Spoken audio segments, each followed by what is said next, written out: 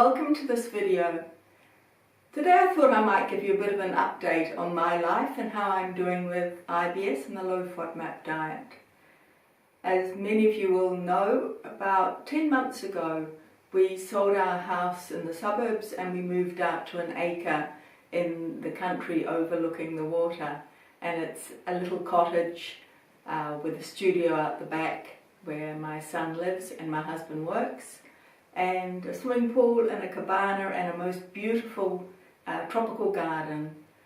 And I always knew that this change was really necessary as part of my journey with IBS, for mental health, for de-stressing, just for putting myself in a place where I wanted to be as opposed to a place where I was fighting. And they say that you take yourself with you wherever you go, so it doesn't matter if you make a change like this. That is completely untrue. This change has completely changed everything for me.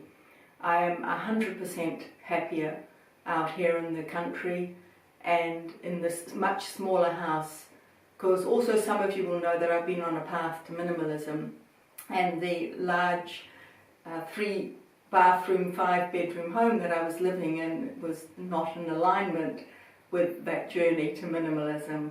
This most definitely is where I am, and so everything, as I said, feels like it's in alignment. And also there's a lot less stress in my life. We've got wonderful neighbours.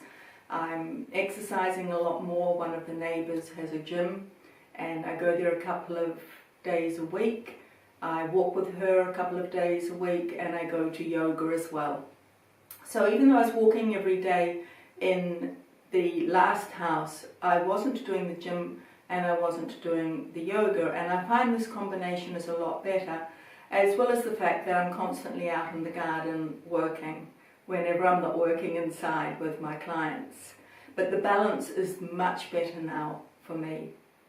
So I've always slept well, the stress is less, I'm exercising in a more balanced way, I've got a lot more time to myself, but that I've carved out, like gardening, etc. And those are some of the things that you have to put in place for your IBS, for the lifestyle side of things. So it's taken me a little while to get there. It's been a real journey. In fact, from when I left my job in real estate, which was probably about 7 years ago now, and that was so stressful. Everything was out of alignment then. And now I feel like I finally got there. So it was definitely a journey. Now that's the lifestyle part of having IBS. But what about the diet? Well, I've never gone off the diet, and I never will, because I know it makes me a much healthier person and with very few symptoms, if any at all. But I have IBS with constipation, and it is something that you have to stay vigilant about all the time. It's a matter of balancing your fibre and fat intake.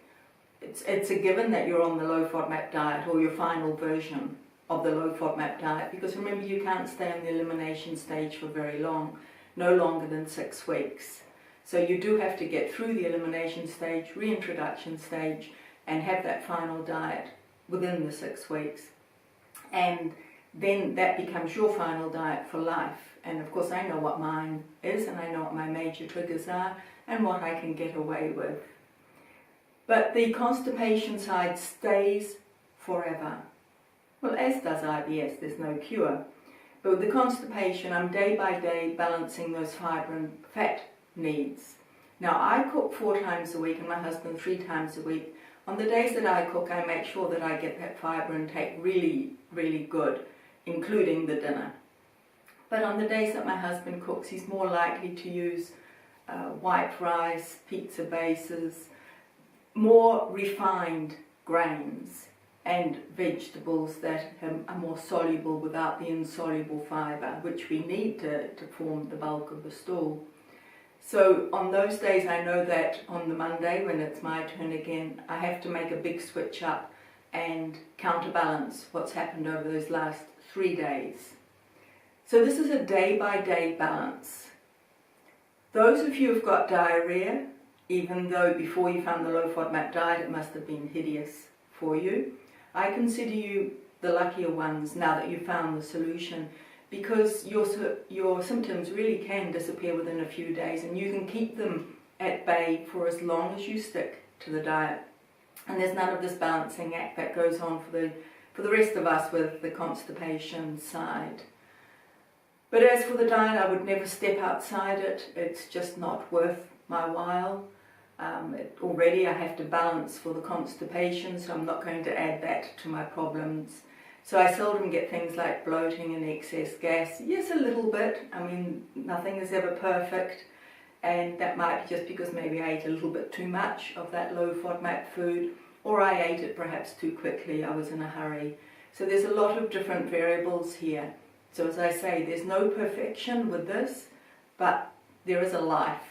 Once you balance your lifestyle, once you get the diet correct, and you get those other gut irritants into place like fat, fibre, additives. I mean, I practically eat no processed food at all.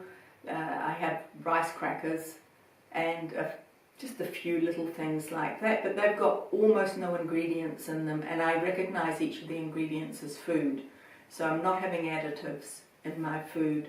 And I also avoid any delicatessen meats where they definitely, even though it's meat, so it's protein, so it has no FODMAPs, but it does have those additives. They put preservatives, etc. on them. So I avoid all the deli meats as well. Alcohol, I'm way down on alcohol. If I have a glass of wine, it'll be half a glass filled up with ice.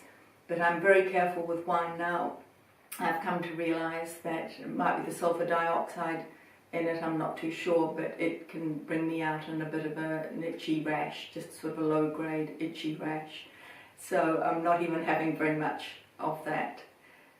And my main drink is water and turmeric tea, sometimes ginger and lemon tea if I can find one that doesn't have all sorts of other high FODMAP ingredients mixed in with it.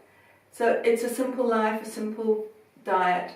But I cook every night, I make a recipe every night, and when my husband cooks, he also makes a recipe. So we have a wide variety of different combinations of the low FODMAP foods. But the rest of the day is pretty much routine, but the interest is in the dinner meal. So I don't sit down and just have a piece of fish, some potato and a broccoli. That would be very rare. As you can see from my blog, I have a lot of recipes on there, and most of those are ones, of course, that I'm eating and making, and I'm always inventing new ones as well. So as far as my IBS is concerned, it's under control. I am controlling it, it's not controlling me. I'm sticking absolutely to the diet. I keep trying to balance the fibre levels, and my lifestyle finally is in a good place. Of course, we never know what the future holds, and we just have to really enjoy what we have in this moment, because something can happen at any moment, any time, anyhow, that throws everything out of balance again. But if you've got a few techniques in place, like stress control techniques, then you can weather that a little bit better than you would if you just went into full-blown panic and distress, etc. So get things in place during the good times so that they're there for when the bad times inevitably come, because it's part of life. But enjoy what you've got while you've got it. And if at the moment you're in a bad time, know that you will come out the other end of it. I've been through many of those, and there is always an end to it. You might come out the other end a changed person, but you can still go into those happier times. Alright, I hope that's given you a bit of an update on where I am, and I'd most certainly love to hear about where you are at the moment. I do get emails occasionally from past clients telling me how they're doing, and I would love to hear more of that. Even if you've never been a client, I'd love to hear how you're doing on the diet and with balancing your lifestyle. Thank you for watching, and goodbye.